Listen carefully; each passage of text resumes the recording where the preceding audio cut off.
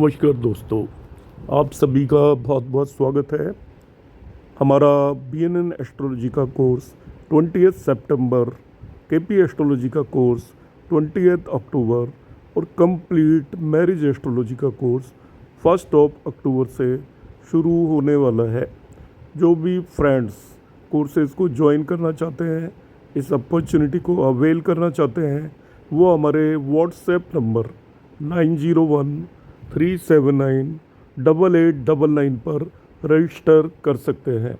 आपको बहुत कुछ नहीं करना है, केवल हाय करके मैसेज सेंड करना है। हम आपको इन सभी कोर्सेज से रिलेटेड कंप्लीट डिटेल आपको बता देंगे, जिसके अंदर कोर्स में हम क्या क्या करेंगे ये भी बताएंगे आपको, और कोर्स की क्या फ़ी है। अर्ली आए अर्ली पाएँ, जल्दी आने वालों को डिस्काउंट भी मिलेगा। बहुत ही जरूरी दो सूत्रों की अभी इस क्लास में बात करने वाला हूं। सीक्रेट ऑफ दशा फल पर आज मेरा ये वीडियो है और इसमें मैं 5th लॉर्ड की बात करूंगा, पंचमेश की। तो पंचमेश को आप कुंडली का पारस पत्थर बोल सकते हो। यहां पर मैंने इसको नाम दिया है पारस पत्थर। अब पारस पत्थर पंचमेश को क्यों बोला है? यहां पर पंचमेश आपकी कुंडली के किसी भी लॉर्ड के साथ किसी तरीके का रिलेशन बना ले, चाहे वो 6, 8वें और 12वें भाव का स्वामी ही क्यों ना हो, तो वो उसे जैसे एक पारस पत्थर किसी भी मेटल को गोल्ड या सोने में बदल देता है, ऐसे ही पंचमेश उसको बदल देता है। आपने सुना होगा कि जनरली 6, 8वें और 12वें भाव के स्वामी दू स्थानों के स्वामी, जिसे त्रिक स्थान भी बोलते हैं, वो एक भाव को और ग्रह को एफ्लिक्ट कर देते हैं, पीड़ित कर देते हैं, जिसके भी साथ जाकर वो बैठते हैं। 6, 8वें और 12वें भाव के स्वामी कुंडली के जिन भावों में भी जाते हैं, उन भावों में कमी ले आते हैं। ये पाराशरी सूत्र है और इसमें कोई गलत बात नहीं है। इसी तरीके से 6, 8वें, 12वें भाव के स्वामी जिस भी प्लेनेट या ग्रह के साथ जाकर बैठते हैं, कंजक्ट होते हैं, उस ग्रह के भी कारकत्वों में कमी ले आते हैं या उस पर एक अशुभ असर डाल देते हैं, उसके फलों को कम कर देते हैं, बहुत रिड्यूस कर देते हैं। मगर ये 5th लॉर्ड का सूत्र बहुत ही कम लोग उपयोग में लाते हैं, जिसे मैं अभी बता रहा हूं। If 6, 8th and 12th lord are placed with strong 5th lord, यदि बली है पंचमेश और 6, 8वें और 12वें भाव का स्वामी उनके साथ बैठा हो, केंद्र और त्रिकोण में बैठ गया हो, 6, 8वें, 12वें भाव का स्वामी, जनरली पंचमेश के साथ यदि केंद्र स्थान का स्वामी केंद्र में बैठेगा तो राजयोग बनाएगा। मगर मैं यहाँ पर जो राजयोग बना रहा हूँ वो बना रहा हूँ 6, 8th एंड 12th लॉर्ड के साथ। 6, 8वें और 12वें भाव के स्वामियों के पंचमेश के साथ आकर यदि वो केंद्र और त्रिकोण में बैठ जाएं तो उनके बहुत ही अच्छे या स्ट्रॉन्ग रिजल्ट आपको मिलने वाले हैं। यदि वो मैलिफिक हाउसेज में भी बैठ जाएं, 6, 8, 12 में भी पंचमेश के साथ युति करके बैठ जाएं, तो वो 6, 8, 12 में जब 6, 8, 12 के स्वामी बैठेंगे तो वो विपरीत राजयोग बना रहे होंगे, और यदि पंचमेश के साथ बैठे हैं तो भी वो शुभ फल देंगे। तो ये नया सूत्र है बिल्कुल कि पंचमेश के साथ यदि 6, 8, 12th लॉर्ड जहां कहीं भी जाकर बैठ जाएं, यदि केंद्र और त्रिकोण में जाकर बैठेंगे तो वो अति शुभ फल देंगे, और यदि वो 6, 8, 12 अशुभ स्थानों में जाकर बैठ जाते हैं तभी भी उनके रिजल्ट अच्छे मिलने वाले हैं। इसलिए पंचमेश को यहाँ पर पारस पत्थर का नाम दिया गया है। जिसके साथ कंजक्ट होगा उसको उसके गुणों में 1000 गुना बढ़ोतरी कर देता है। इसको मैं प्रैक्टिकली यहाँ पर एग्जाम्पल लेकर चलता हूँ। ये मैंने एक कुंडली बनाई हुई है, ये किसी भी एक महान व्यक्ति की कुंडली है। मैं नेम डिस्क्लोज नहीं कर रहा हूँ, जैसे मैं नेम डिस्क्लोज करूंगा 10 तरीके के क्वेश्चन आएंगे कि आपको डेट ऑफ बर्थ कहाँ से मिली, ये चीज़ कहाँ से मिली, तो हम उस डिस्प्यूट में पढ़ना नहीं चाहते। हमारा काम है आपके पास इन्फॉर्मेशन पास ऑन करना, आपका काम है उसे आप वेरीफाई करें। यदि आपको उसके अंदर कुछ कमी लगती है तो हमें बताएं, हम उस पर और काम करेंगे। यहाँ पर देखिए 8th लॉर्ड है इस कुंडली के अंदर, गुरु जुपिटर, और वो 5th लॉर्ड के साथ बैठा हुआ है 10वें भाव के अंदर। 8th लॉर्ड यहाँ पे देखिए 9 साइन है, 5th लॉर्ड यहाँ पर बुध हो गया, 5th लॉर्ड के साथ गुरु और बुध दोनों आपके 10वें भाव के अंदर बैठे हुए हैं। अब जनरली ये देखिए आपकी वृषभ लग्न की कुंडली है, तो वृषभ लग्न की कुंडली के अंदर टू साइन की कुंडली है। आपको सभी को मालूम है कि गुरु एक अच्छा प्लेनेट नहीं होता, अच्छे फल नहीं दे सकता, मगर इस पर्टिकुलर नेटिव के जब गुरु की दशा आई तो इसको नेम और फेम मिला और चारों तरफ इसकी प्रसिद्धि हुई। ये बहुत राइज हुआ अपनी लाइफ के अंदर और बहुत स्ट्रांग पोजीशन पर जाकर बैठ गया, मंत्री जैसा इसको पद मिल गया। तो यहाँ पर देखिए कि गुरु की दशा, अदरवाइज ये आपका वृषभ लगने की कुंडली है उसके लिए, क्योंकि वो 8वें और 11वें भाव का लॉर्ड है, इसलिए अच्छी नहीं जानी चाहिए थी। मगर यहाँ पर उसकी बहुत स्ट्रांग दशा गई क्योंकि 8th लॉर्ड है। तो यहाँ पर जो मैंने रूल बताया है वो लगा है कि जुपिटर गुरु यहाँ पर पंचमेश बुध के साथ 10वें भाव में युति कर रहा है, तो 10वें भाव से रिलेटेड बहुत स्ट्रांग रिजल्ट आपको मिले 8th लॉर्ड की दशा के अंदर भी। 8th लॉर्ड की दशा थी फिर भी इसको नेम और फेम मिला। उसका कारण क्या था, जो पंचमेश बुध था उसने यहाँ पर मेलिफिक या अशुभ गुरु को भी बहुत स्ट्रांग बना दिया, क्योंकि ये केंद्र में आकर और दोनों की युति हो गई, इसलिए केंद्र में होगी तो वो राजयोग कारक बन जाते हैं।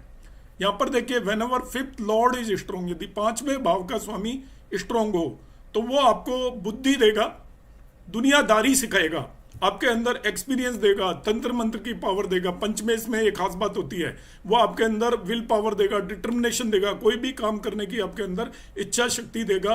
अंदर से आत्मिक बल भी आपको पंचमेश ही देता है, ये सारे काम पंचमेश के हैं। तो जब पंचमेश में ये सारी ताकतें होती हैं वो किसी भी नेगेटिव चीज को, नकारात्मक चीज से लड़ने के लिए काफी होती हैं। इसलिए जब भी पंचमेश यदि 6, 8, 12 के अशुभ ग्रहों के साथ भी कहीं भी युति करता है तो वो उन अशुभ ग्रहों से भी अपना काम निकलवा लेता है और वो अशुभ ग्रह भी उसको स्ट्रॉन्ग रिजल्ट देने पर मजबूर कर देता है। इसलिए यहाँ पर इसको हमने पारस पत्थर नाम दिया है कि जिसके साथ बैठ जाएगा उसके गुणों में, अच्छे गुणों में वृद्धि कर देगा, खराब से खराब ग्रह से भी वो अच्छे रिजल्ट लेकर आएगा। तो ये मेरा आज का पहला ज्योतिष सूत्र था जिसे आप कुंडलियों पर लगाएं। शायद ही बहुत कम लोग इसके बारे में जानते हैं या लगाते हैं। यदि आप जानते हैं तो जरूर कमेंट बॉक्स में कमेंट करिएगा, हमें पता चलेगा कि हम कोई नई चीज लेकर आए हैं या ऑलरेडी बहुत लोगों को पता है। नेक्स्ट सूत्र की बात करेंगे। अब ये भी सूत्र अधिकतर लोग नहीं यूज करते क्योंकि हम जो भी लेके आते हैं वो नई जानकारी लाने की कोशिश है। योग कारक रिलेशन एंड ऑफ मेलिफिसियंस, इसका मतलब क्या है कि जो योग कारक ग्रह के साथ यदि अशुभ ग्रहों का भी कोई रिश्ता हो जाए तो अशुभ ग्रहों की अशुभता खत्म कर देते हैं योग कारक। योग कारक को आप किसी भी अशुभ ग्रह से किसी भी तरीके का लिंक हो जाए, वो महा बड़े संत हैं, एक बहुत बड़े संत हैं योग कारक का मतलब। और अशुभ ग्रह आपका कोई भी यदि एक तरीके का गुंडा बदमाश है तो उन संतों की शरण में आकर, उनके साथ में आकर वो अपनी अशुभता छोड़ देता है और उसके अंदर शुभ गुण आते हैं। इस तरीके से आप इसे समझ सकते हैं। इसे मैं और एक्सप्लेन करूंगा अभी इसी पार्ट के अंदर, मगर इसको आप समझें ध्यान से और कुंडलियों पर लगाएं। आपका प्रेडिक्शन का तरीका जो आप फलित करते हैं बिल्कुल बदलने वाला है, क्योंकि ये भी कंसेप्ट ज्यादातर लोग अलग तरीके से लगाते हैं। This is a special characteristic of योग कारक। Whenever planet be it malefic और क्रूर होता है सूर्य, be it malefic और क्रूर comes in contact with योग कारक becomes benefic result giver during its दशा।